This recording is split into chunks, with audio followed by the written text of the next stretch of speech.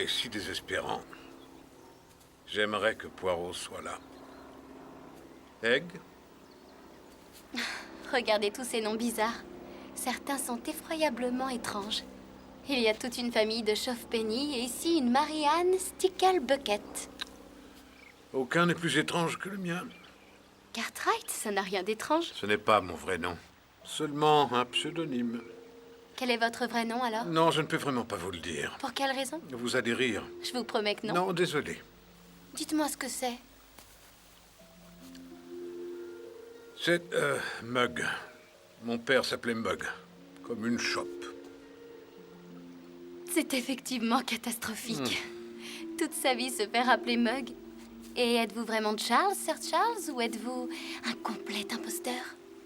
Et vous, êtes-vous vraiment vénéneuse? Êtes-vous la veuve noire que tout le monde dit que vous êtes? Quoi? Que voulez-vous dire? Parlez-moi de Robin Babington. Oh, je ne sais pas, ça a toujours été une lavette, il portait des sandales. Et qui plus est, vous étiez à Madras avec lui, c'est à vous de me dire? Je n'étais pas à Madras avec lui. C'est après coup, plus tard, que j'ai appris par le consul qu'il avait vendu son passeport et s'était laissé pousser la barbe. Et vous n'avez rien à voir avec ça? Non, bien sûr que non. Alors parlons d'Oliver Manders. Essayez-vous de l'impliquer dans tous ces meurtres? Oliver est incapable de tuer qui que ce soit. Quel est votre but? Essayez de tenir l'adversaire à distance? Éliminer l'opposition? Ah non, je vous assure que ce n'est pas le cas. Je vous aime, Egg. Je voulais vous demander de m'épouser.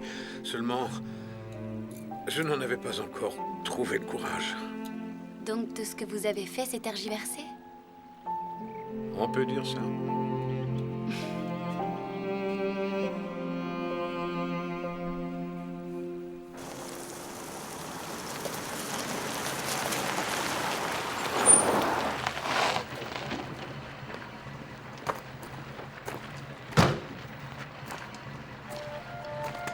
Oui, en effet, je me souviens de vous. Vous étiez avec Sir Charles, mais je ne connais pas votre nom, monsieur. Sachez que je m'appelle Hercule Poirot. Et qui voulez-vous voir? Madame Rochebridger. Vous n'êtes pas au courant? Elle est morte. Elle est décédée ce matin. On l'a empoisonnée. Empoisonnée? Elle a reçu une boîte de chocolat par la poste. Des chocolats à la liqueur. Nicotine? J'attends l'analyse chimique pour en être sûr. Vous croyez qu'on l'a tuée pour l'empêcher de nous révéler ce qu'elle savait, Poirot? Ou ce qu'elle ignorait, commissaire. Je n'ai pas une seconde à perdre.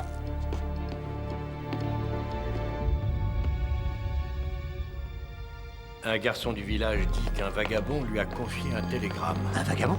Oui, le vagabond a dit au gamin que ça venait d'une dame timbrée, vivant dans cet asile de fous, et qu'il aurait 2 shillings s'il promettait de l'envoyer. À moi? Oui, à vous. S'il vous plaît, voulez-vous bien me conduire le plus rapidement possible à la gare? Et il y a autre chose également que j'aimerais que vous fassiez pour moi.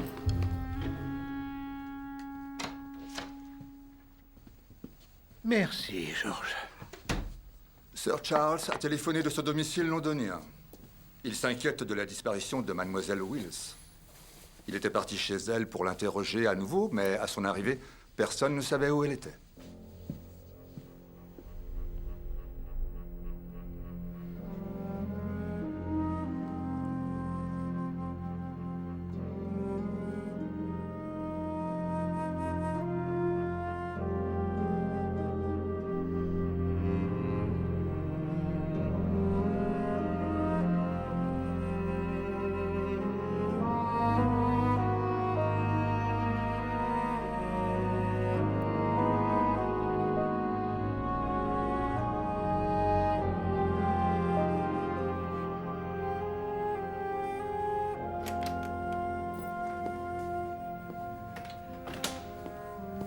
Mademoiselle Littengore, monsieur.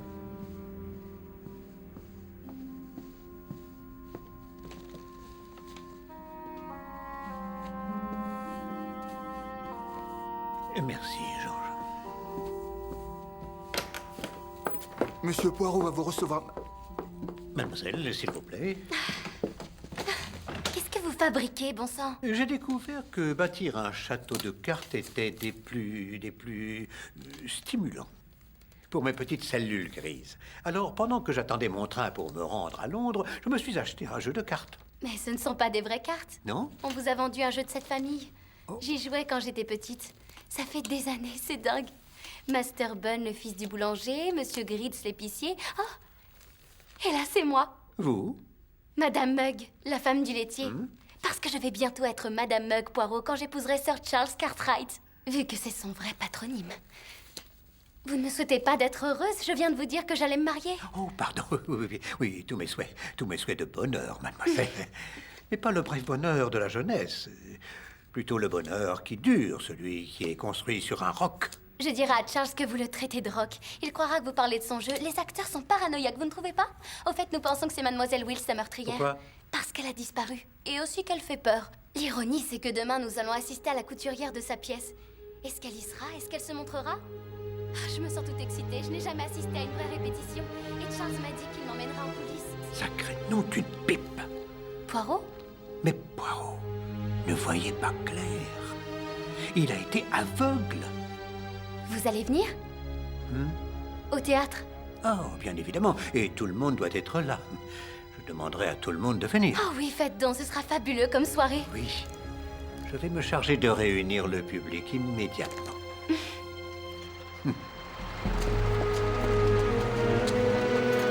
À la gare de Paddington, s'il vous plaît. Bien, madame.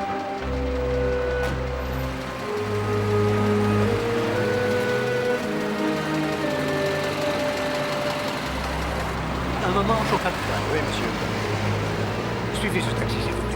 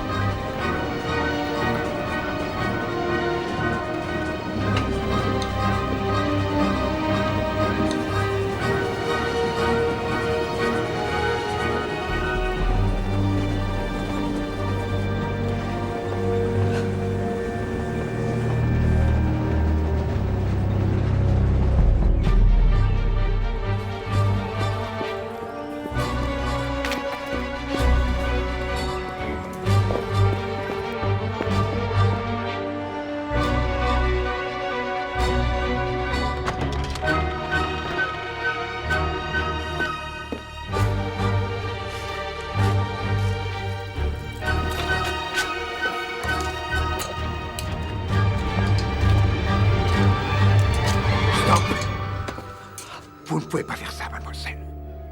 Ce sont des pièces à conviction.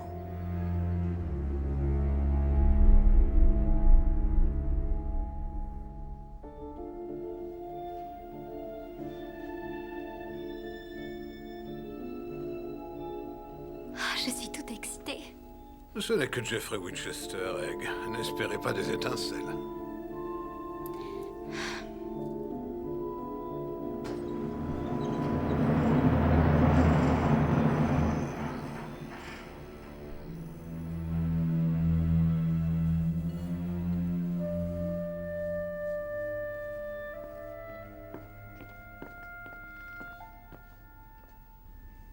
Mesdames, messieurs, vous êtes venus assister à la répétition d'une pièce, n'est-ce pas? À la place, je vous propose Hercule Poirot.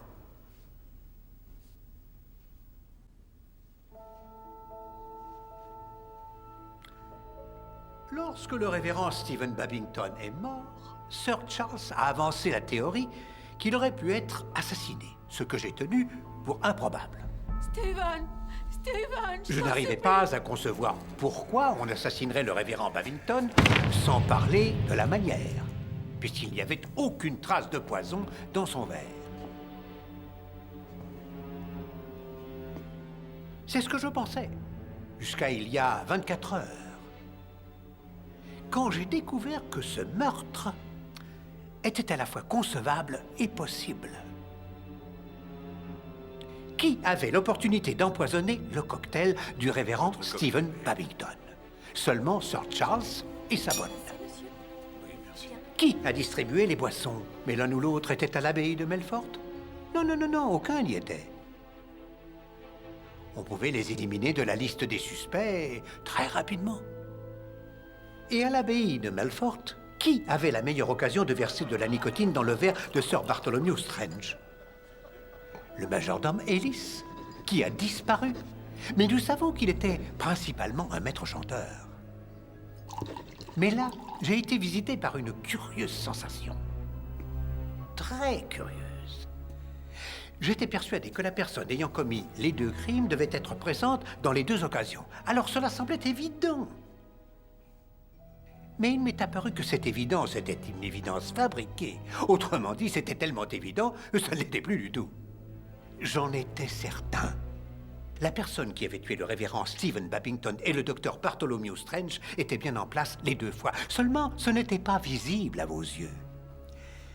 Et donc, je me suis trouvé forcé une fois de plus d'enquêter sur ce mystérieux majordome, ce monsieur Ellis, qui apparaît brusquement de nulle part, une quinzaine de jours avant le crime, et disparaît juste après. Et Poirot en était arrivé à la conclusion qu'il était mort, ce qui en un sens était juste. Je me suis souvenu de la remarque qu'avait faite à son sujet la femme de chambre, mademoiselle Annie. À part qu'il ne faisait pas les choses comme les autres majordomes que j'ai connus avant. Il avait sa méthode à lui, en quelque sorte. Et Poirot a fini par deviner pourquoi. Alors, ce majordome, ce monsieur Ellis est mort, il n'y a aucun doute. Pourquoi? Parce qu'il n'a jamais existé.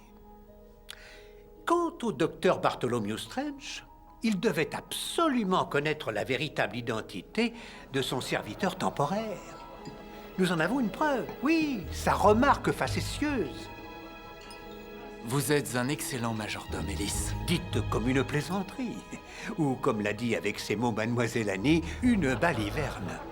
Une baliverne parfaitement compréhensible si le docteur connaissait le majordome.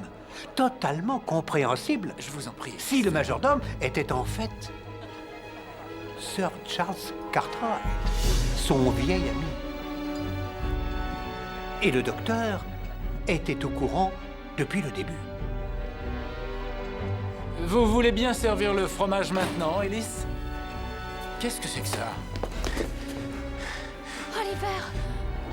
Quel hasard. Voulez-vous que je serve le porto, monsieur? Oui, volontiers. C'est ici qu'est votre sanatorium? Il a récemment été porté à ma connaissance que l'un de vous... À l'aide! Que quelqu'un aille chercher de l'aide!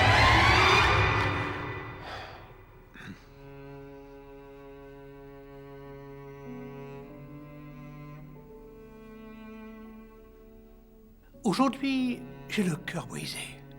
Et Charles, c'est vous qui avez brisé mon cœur. J'espère que vous savez où vous allez avec ça, Poirot. Hélas, mon ami, je le sais. Voyez-vous, si jamais l'un des invités à la table ce soir-là avait deviné que Sir Charles, en fait, était le majordome, le tout aurait pu passer pour une farce. Mais personne n'a rien vu. Oh, Sir Charles Cartwright est l'acteur suprême. Il s'est déguisé et a joué son rôle à la perfection. Il a même poussé le souci du détail en peignant une tache de vin sur son poignet droit. Donc, le docteur Bartholomew Strange meurt et son majordome s'échappe par le passage secret. Et 2 jours plus tard, il flâne dans les jardins de Monte-Carlo. Quant aux lettres de chantage derrière le poêle à gaz dans la chambre de ce monsieur Ellis, c'est Sir Charles qui les trouve. Et la lettre demandant à Oliver Manders de simuler un accident, quoi de plus facile pour Sir Charles d'écrire lui-même cette lettre au nom du Docteur Strange. Parce qu'il veut que vous soyez tous réunis. Pour qu'il y ait beaucoup de suspects. Et là, j'en reviens à Mademoiselle Wills. En effet, mes amis, Mademoiselle Wills a prêté attention au majordome plus qu'aucun autre invité autour de la table ce soir-là. Et quand je l'ai interrogée dans ce même théâtre au début, Sir Charles a été gratifié qu'elle repère la marque de naissance. Évidemment, il aime que son public remarque son talent. Mais ensuite, c'est la catastrophe. En fait, je ne crois pas qu'avant ce moment-là, Mademoiselle Wills ait fait le lien entre Alice et Sir Charles, mais c'est une observatrice. Et quand on servit les boissons, ce n'est pas les boissons qu'elle remarqua, mais la main qui tenait la carafe. Et c'est à ce moment-là que Mademoiselle Wills comprit que Sir Charles était le majordome, car avec ou sans tâche, la main était la même. Et le voilà qui s'inquiète. Il